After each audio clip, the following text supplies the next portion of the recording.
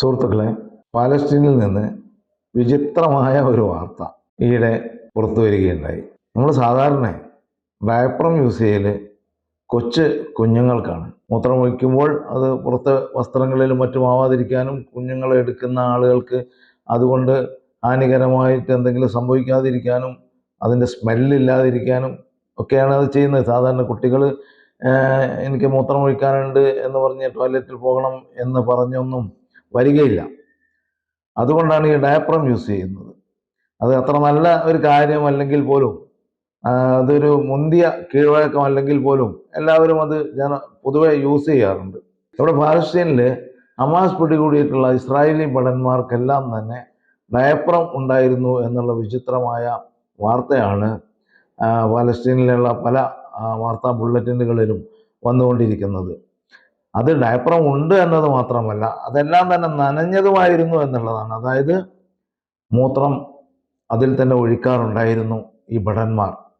അപ്പോൾ അത് പാലസ്തീനിലെ ഹമാസ് പോരാളികളെ അതുപോലെ പാലസ്തീൻ ഭടന്മാരെയൊക്കെ കാണുമ്പോൾ പേടിച്ചിട്ട് മൂത്രം ഒഴിക്കുകയാണോ, അതല്ല മൂത്രം ഒഴിക്കുമ്പോൾ ഒഴിച്ചു പോയിക്കോട്ടെ എന്ന് വിചാരിച്ച് മൂത്രം ഒഴിക്കാൻ എവിടെയെങ്കിലും പ്രത്യേകമായി പോയിട്ട് ഇരിക്കാൻ സൈനികർക്ക് നിവൃത്തിയില്ലാഞ്ഞിട്ടാണോ? രണ്ടായാലും അത് സംഭവിച്ചുകൊണ്ടിരിക്കുന്നുണ്ട്. പാലസ്തീനുകാർ തടവിലാക്കിയിട്ടുള്ള ഇസ്രായേലി ഭടന്മാർക്കെല്ലാം തന്നെ ഇത് ഡയപ്പറും ഉണ്ടായിരുന്നു എന്ന് മാത്രമല്ല, അവരോട് വസ്ത്രം മാറ്റാനൊക്കെ ആവശ്യപ്പെടുമ്പോൾ അവരിത് അഴിച്ച് വേസ്റ്റ് ബോക്സിൽ ഇടുന്നതാണ് ഇവർ കണ്ടുകൊണ്ടിരിക്കുന്നത്, ഹമാസിൻ്റെ പോരാളികൾ കണ്ടുകൊണ്ടിരിക്കുന്നത്. ഇസ്രായേലി ഭടന്മാർക്ക് രണ്ട് തരത്തിലുള്ള കുഴപ്പങ്ങളുണ്ട് എന്നാണ് ഇത് ബോധ്യപ്പെടുത്തി തരുന്നത്. ഒന്ന്, യഥാർത്ഥത്തിൽ അവർക്ക് പാലസ്തീനികളെ ഭയമാണ് എന്നുള്ളതാണ്. മറ്റൊരു കാര്യം എന്താണെന്ന് വെച്ചാൽ, ഇവർക്ക് യഥാർത്ഥത്തിൽ മൂത്രമൊഴിക്കാനോ മലമൂത്ര വിസർജനം നടത്താനോ ഒക്കെയുള്ള സ്വാതന്ത്ര്യം ലഭിക്കുന്നില്ല. അവർ ഈ പട്ടാളത്തിൻ്റെ കർശനമായ നിർദ്ദേശങ്ങളുമായിട്ട് പോകുമ്പോൾ അങ്ങനെയുള്ള സൗകര്യങ്ങൾ ലഭിക്കുന്നില്ല. അതങ്ങനെ അവർക്ക് കൊടുക്കാതിരിക്കാനായിട്ട് ഇസ്രായേൽ നിഷ്കർഷിച്ചിരിക്കുന്നു ഡയപ്പറും ധരിക്കണം എന്നുള്ളത്.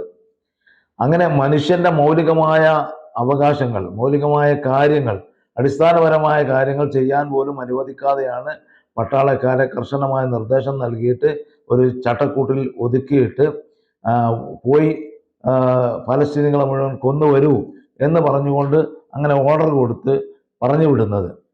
അപ്പോൾ അവിടെ എത്തിയാൽ മൂത്രമൊഴിക്കാനുണ്ടാവും, മലമൂത്ര വിസർജനം ചെയ്യാനുണ്ടാവും.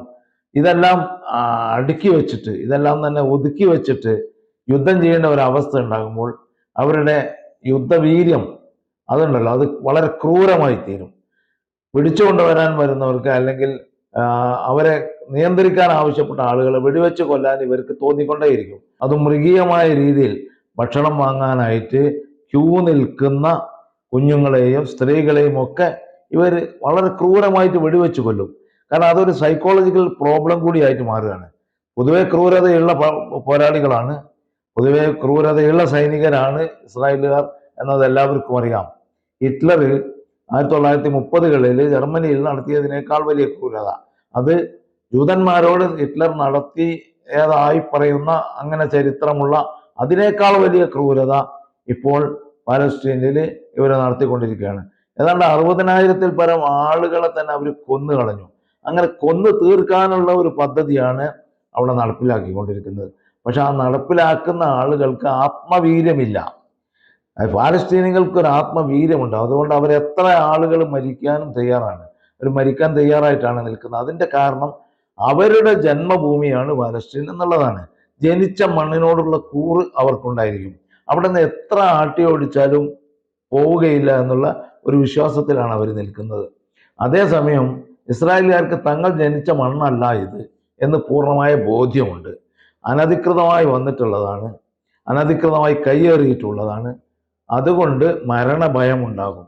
ഞങ്ങൾ എന്തിനാണ് മരിക്കാൻ പോകുന്നത്, ആർക്ക് വേണ്ടിയാണ് മരിക്കാൻ പോകുന്നത്, ഞങ്ങളുടെ മണ്ണല്ലല്ലോ, ആരുടെ മണ്ണിന് വേണ്ടിയാണ് ഞങ്ങൾ മരിക്കാൻ പോകുന്നത് എന്നൊരു ചിന്ത അവർക്കുണ്ടാവുക സ്വാഭാവികമാണ്.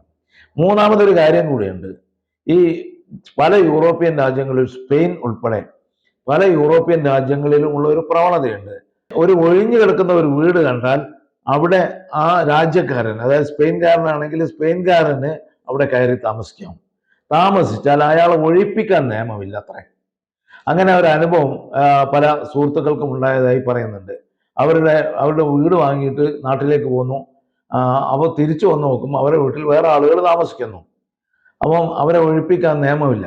ഇപ്പോൾ ഈയിടെ മാത്രം സ്പെയിനിൽ ആ നിയമം മാറ്റിയിട്ടുണ്ട്. അങ്ങനെ കയ്യേറി താമസിക്കാൻ പാടില്ല എന്ന്. പക്ഷെ മറ്റ് പല യൂറോപ്യൻ രാജ്യങ്ങളിലും ഇപ്പോഴും ആ നിയമം നിലനിൽക്കുന്നുണ്ട്.